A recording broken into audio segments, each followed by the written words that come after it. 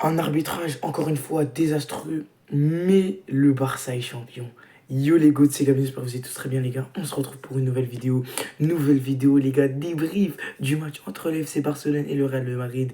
Victoire 4-3 du FC Barcelone dans un match qui aura été encore une fois très difficile de l'approche du FC Barcelone dans un match les gars où le FC Barcelone se sera fait voler encore une fois par l'arbitre, dans un match où le Real aura encore été une fois avantagé et aura encore une fois perdu. Les gars, le Real sur les 4 classicos, ils les ont tous perdus.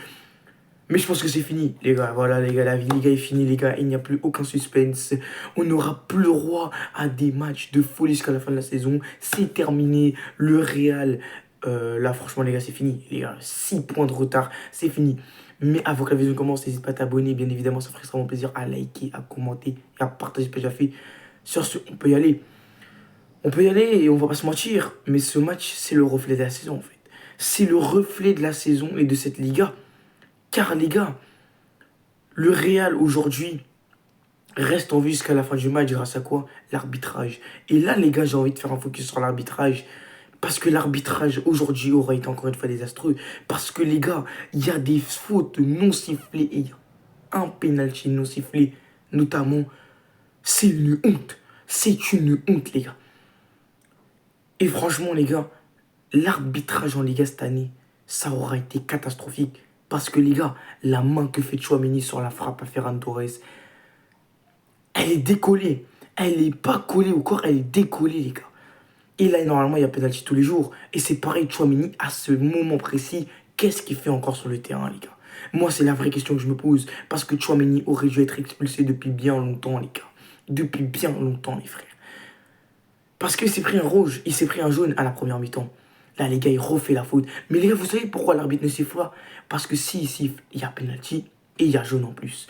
Et si l'arbitre met jaune, Tchouaméni prend son deuxième carton jaune et il y a rouge, les gars. Et oui, c'est la putain de réalité, les gars.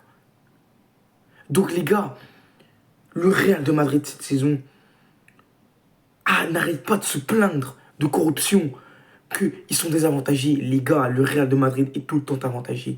Et c'est une dinguerie. Et moi, les gars, je comprends les Barcelonais qui sont outrés parce que ça fait plusieurs classicos qu'on essaie de les voler. Mais le football parle, les gars. Le football parle parce qu'à la fin, le Barça gagne. Parce qu'aujourd'hui, le Real, les gars, sans Mbappé, il ne marque pas 3 buts. Donc, les gars, c'est fini de parler de l'arbitrage. Maintenant, on va parler du match.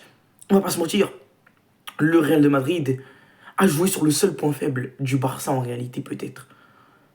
Ben, c'est l'entame de match. Parce que les entames du match du Barça cette saison, je ne sais pas ce que c'est, mais c'est une catastrophe. Car les 15-20 premières minutes du Barça cette saison, tu regardes tous les matchs, c'est une catastrophe les gars. Et la preuve, c'est qu'en 15 minutes les gars, le Real marque 2 buts. Doublé de Mbappé d'ailleurs, Mbappé met triplé. Pour moi, il est l'homme du match. Mais les gars, en 15 minutes, le Barça encaisse 2 buts.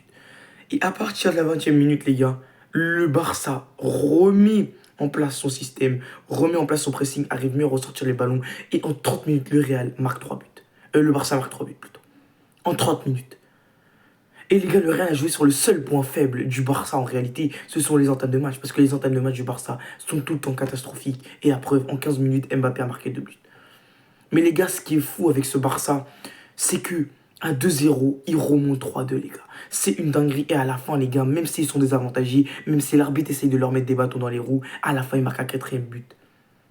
Et c'est après que le Real marque un autre but qui a 4-3 les gars.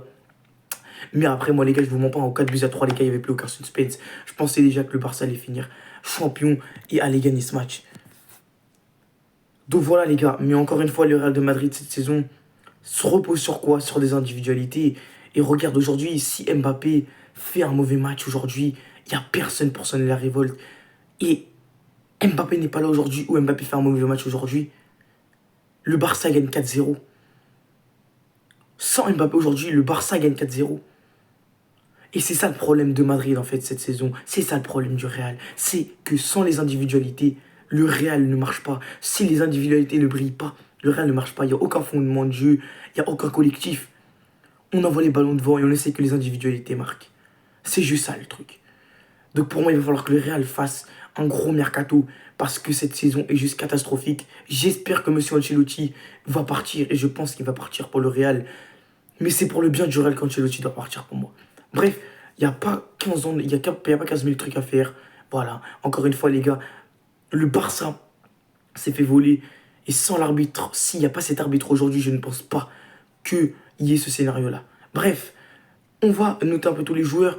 Au Real de Madrid, à part Mbappé et Courtois, qui a été bon aujourd'hui? Personne. Mbappé triplé, bravo, franchement.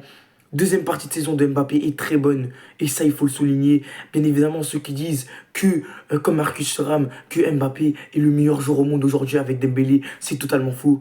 Mais aujourd'hui, Mbappé te sort un triplé et te sort un très gros match. Donc, chapeau Mbappé. Franchement, moi, je lui mets un 8 sur 10. Pour moi, c'est l'homme du match. Non, un 9 sur 10, même si je vais lui mettre un 9 sur 10, c'est l'homme du match. Courtois aussi a fait un très gros match. Mais à part Courtois et Mbappé au Real de Madrid, tout le monde, tous les autres ont été mauvais. Bellingham, je ne l'ai pas beaucoup vu. Vinicius, tout ce qu'il a tenté, il a raté. Bref, et Courtois, je vais lui mettre un 7 sur 10. Il sort encore une fois beaucoup d'arrêts. Et pour moi, Courtois, il n'y a pas de débat. C'est le meilleur gardien au monde en ce moment. Car les arrêts qu'il nous fait à un moment, c'est juste exceptionnel. Donc, ouais, à part Courtois et Mbappé, il n'y a pas eu grand monde qui a été bon au Real.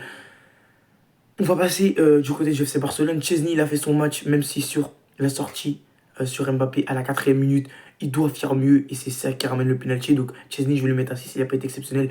La défense qu'Obarci, Inigo Martinez a tenu la baraque, je vais leur mettre des 7 à tous les deux. On va passer à monsieur Gérard Martin. Gérard Martin, il a plutôt été bon. Salé, il n'a pas été dégueulasse. Eric Garcia, très bon match de sa part. Je vais lui mettre un 7 sur 10. Gérard Martin, je vais lui mettre un 6.